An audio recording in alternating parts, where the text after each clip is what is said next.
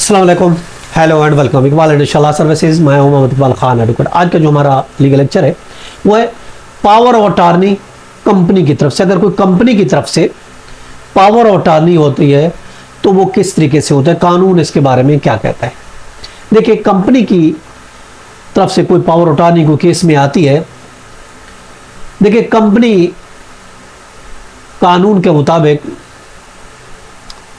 अगर कोई company incorporated है, कंपनी ऑर्डिनेंस के तहत, कंपनी लॉ के तहत अगर कोई कंपनी इनकॉर्पोरेटेड है यानी रजिस्टर्ड है, तो उसके लिए तरीकेकार ये है कि कोई अगर कोई केस फाइल करना है या कोई केस डिफेंड करना है तो वो कंपनी जो इनकॉर्पोरेटेड है, जो रजिस्टर्ड है कंपनी ऑर्डिनेंस के तहत, तो उसके लिए जरूरी है कि बोर्ड ऑफ डायरेक्टर की मीटिंग हो और वो एक रेजोल्यूशन पास करें और उस रेजोल्यूशन में वो किसी को अपॉइंट करें एज पावर ऑफ अटॉर्नी, और वो रेजोल्यूशन, वो मिनट्स ऑफ मीटिंग भी कोर्ट में पेश करना जरूरी है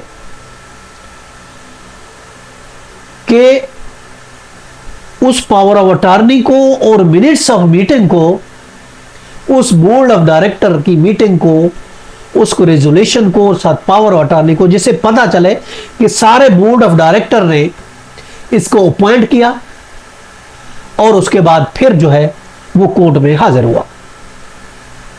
अगर इसके बगैर कोई पावर ऑफ अटॉर्नी फाइल होती है, बगैर किसी रेजोल्यूशन के, बगैर किसी बोर्ड ऑफ डायरेक्टर के, तो वो उसकी कोई वैल्यू नहीं होगी और वो केस डिसमिस होगा, उसकी कोई वर्थ नहीं होगी। जैसा कि रूलिंग भी है, वही एलआर पेज है 2017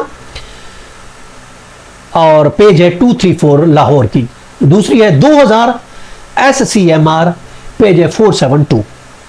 तीसरी है 2006 एससीएमआर पेज है 437। इसमें लाहौर हाई कोर्ट ने, सुप्रीम कोर्ट ने यह करार दिया, अगर कोई कंपनी की तरफ से कोई पावर ऑफ अटॉर्नी आती है कि या केस फाइल होता है, उसके लिए जरूरी है कि बोर्ड ऑफ डायरेक्टर की मीटिंग हो और रेजोल्यूशन पास हो, मिनट ऑफ मीटिंग और पावर ऑफ अटॉर्नी दोनों कोर्ट में पेश की जाए। अगर पेश नहीं की जाती तो उस पावर ऑफ अटॉर्नी की कोई लीगल वैल्यू नहीं होगी, उस बेस पर फाइल किया हुआ केस डिसमिस होगा, और अगर डिफेंडेंट है तो उसका WS की कोई वैल्यू नहीं होगी। ये था हमारा आज का लीगल लेक्चर। इसके साथ इजाजत कर, फिर मिलते हैं। Have a nice day. Allah Hafiz.